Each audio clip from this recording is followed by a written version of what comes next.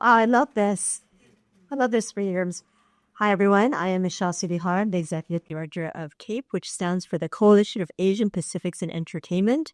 We are headquartered in Los Angeles, but do programming throughout the world. And very excited to be here in New York, celebrating this very special film. So I just want to jump right into it. We don't have a ton of time. So I want to dig into what this story means to you. What was the inspiration behind it? Can you just share with us? Mhm. This is Hi. Thank you all for coming. This is so special. It feels very, very special in this very nice green room. This film was just something I guess I've been toying with the idea, just inspired by trips back to India with my family and observing, as an outsider, observing how, yeah, how gender is a bit more fluid there in some ways than here. And sometimes it's not. Sometimes it's very, patriarchal. But, on shopping trips with my family, we go to the sari stores there. And in the sari stores in India, it's very common for the men who work there to model the saris. And I used to be fascinated by that and love it and think that would never happen in the U.S. And so, from that just came this idea of the character of Zabe, maybe having another life and another identity, and wanting to express himself in that way. And as a counterpoint to him, I came up with the idea of Milu, who is, an outsider and is also just trying to figure out who she is and how she wants to express herself. Amidst kind of the high pressure of a wedding, her sister's wedding, which is always going to be a time where you feel pressured to present a certain way or play a certain role. So I just wanted to explore what it would mean for these two characters to see each other and have a bit of a mirror, to be able to experience what it's like to not always fit in to how people expect you to present. Yeah. So just for some context, this film was a winner of the Julia Escal Short Film Challenge that Keith puts on in partnership with the Janet Yang Productions. How this started was a few years ago. The current Academy president, Janet Yang, and a wonderful philanthropist, Julia Escal, got together and they wanted to do something for Asian women and non-binary filmmakers because particularly in Hollywood, it tends to be an exclusive club. And a lot of times it is a boys' club. And so what we said was, let's look at the landscape and how can we best help the filmmakers? And a lot of times, especially at festivals like Tribeca, the big festival that everybody wants to premiere at, well, what if you don't even have the funds to make the short, to then make the feature, to even get into the game, to be at one of these fancy, wonderful festivals? And so with Julia Escal's backing financially, with Cape and Janet Yang, we all got together and put together this program. We award 4 grants each year, $25,000 each, to for women or non-binary filmmakers to make a short film. And Zari was one of the winners. And it was also the first one of our recipients to shoot outside the U.S. So can you talk a little bit about what that was like? It was also during the strikes, so that had another layer of challenges. So walk us through that. Yeah. So of course I was like, no, I have to shoot this international. I have to do this. Like, okay, I have 2 months to do this. All right. Well, I have to do it. I was just being really stubborn about shooting it in India. And which was quite an undertaking to do in a quick, on a quick turnaround. But I found a great producer. Her name's Kadri Athar. She's not here. She's in LA.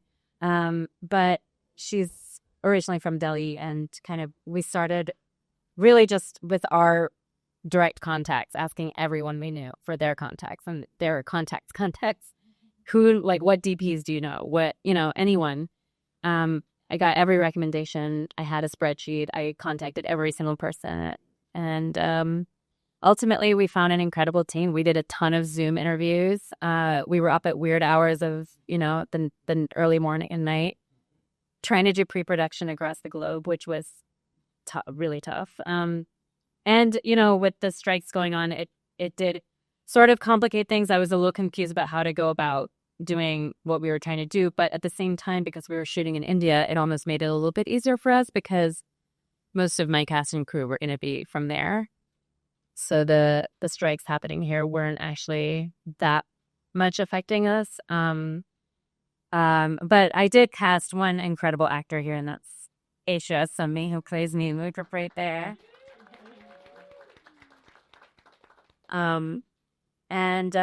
But everyone other than Aisha, me, and Gudri were cast and crew based in India. So we found everyone there. I casted from here over Zoom and then went to India and did the final round of casting in Mumbai, and which I'm glad I did because there's nothing like seeing people in person. And all the final location scouts there. And yeah, it was, I mean, if you put your mind to something and you have a deadline, How easy. and do a lot. How many days was the shoot and how long were you there? I was in India for about 6 weeks, but the shoot itself was only 3.5 days. We really didn't have much time. I really wanted to push it to 5 days. I really, really wanted 5 days, but we just didn't have, I mean, every day costs money. So we didn't really have enough to push it that far. But we did a whole lot, mostly in 3 days. And the fourth day was, or the half day was really just the exteriors where we're driving around, getting all the rickshaw shots. Okay. Okay, so double-sided question. What was the hardest part? And then what was an unexpected, wonderful part that came up that you didn't see coming? You know, I mean, everything was hard because we're trying to do an international shoot. I'd never done one before. I was learning how people work in India versus here as we went. People do work differently there. And so I was just kind of learning like literally every day. Okay, we're doing it this way. Okay. And, you know, things would change really at the last minute all the time, constantly there. So, you know, our location, our incredible sari store is a real sari store. It's been there for generations. It's incredible. You know, the price of that sari store just changed like in a day. Suddenly, one day, he's like, no, you know what? No, you need to pay more. You know, so things like that would just happen. And I had, you know, I got support from some friends who are here in the audience to help me because things did get more expensive. Things did get kind of crunched. And you know, I reached out to people and asked for a little bit of help. And we did get a little bit of help from a company in India as well. So we were able to make it happen. But those last minute changes can really affect everything. So it was tough. And I think I just didn't, I was so nervous about the whole process that I didn't realize how incredible it would be to work with an entirely Indian cast and crew. I had never, you know, I really just used to go, I'm born and raised here, so I would go back to India to visit family, and that would kind of it. And I just, my entire experience of India has changed because I worked with these incredible people who were incredibly passionate, felt very, very strongly about making this film, and dedicated a lot of their incredible talent to this film. It's a very highly skilled workforce there in the film. It's the biggest film industry in the world. So I got really lucky because I had some really highly talented, very skilled people working on this small indie. And the thing is, there isn't much indie film there. There is some, and you've probably seen there are some that are doing really well, some indie films from India that are doing really well, but it's very, very small indie film scenes. So people are very excited to do indie work. Speaking of that, can you tell us about what you're doing now? What were you working on? What are you excited about? Yeah, there he is still on the festival circuit. So we're going to Palm Springs Short Fest next. Scheduled. I'm excited about that one. And there will be more screenings after that. So we're just kind of seeing what's coming up next. And I just finished another short called Homebody, which I have a friend here who acted in it. What is that about? And that's about a woman who's trying to stay in her apartment and her landlord is trying to kick her out. Yeah. Very related story. And then I'm also working on some feature scripts now. I finally have some time to write, which the last year and a half has been very busy with finishing these shorts. So I haven't had time. But now I'm going to be focusing on features. Yeah. All right. As we wrap up, well, before I turn it over some questions, what is a piece of advice that you would give to someone who might be starting out or might want to shoot in India? Just something that you wish you had known before you did. Sorry. I think that when you go into filmmaking as a director or producer, you go in with a plan, and I think most of us self-select as very like organized, trying to make things happen in a certain order type of people. But you should do that. But also, I learned that nothing will go the way you plan. And if you're just okay with that, if you just accept that from the beginning and you take it day by day, you will be fine. It'll be stressful, but on Zari, I really learned how to just take it day by day and know that because I had the whole team working towards the same goal, even if something fell through, we'd figure it out. And we did. It just happens. So you have to trust the process, and sometimes it's harder, easier said than done. But if you really just trust the process and go step by step, it'll happen. Yeah. Great advice. We have time for one question. Does anyone have a question? Make it good. Yes, in the back. My name's Noah. I'm a filmmaker from Corda and a producer from LA. I felt like there was a lot of nostalgia in the cinematography, and I was wondering what kind of conversations you had with your DP, and also for the exterior scene, because the interiors were phenomenal. You had a great, story flow going, but the exterior, the shots of her walking, was that track and dolly or was that a car mount? Oh, she was in a rickshaw inside, like when she was in the moving rickshaw, the vehicle. Yeah. She was sitting in a rickshaw and we were inside the rickshaw with her. Just conversations with your DP or your discussion. Yeah. I mean, Zari, the character of Zari is inspired by classic Hindi actresses. And if you look at the production design, they're everywhere in the film, in the posters. And that's a huge inspiration for fashion in general, right? And in India and here, actors and actresses. But so kind of classic Hindi actresses were always part of the inspiration for Zari as the drag persona. And that's why, even with the makeup of Zari, it's not like really exaggerated drag. It's like a more kind of classic actress look. A softer look, and I wanted it to feel like that kind of romantic, old style look. Yeah. Love it. Thank you so much. Thank you for the question. All right, that was a wonderful question. Very succinct. Is there another question like that?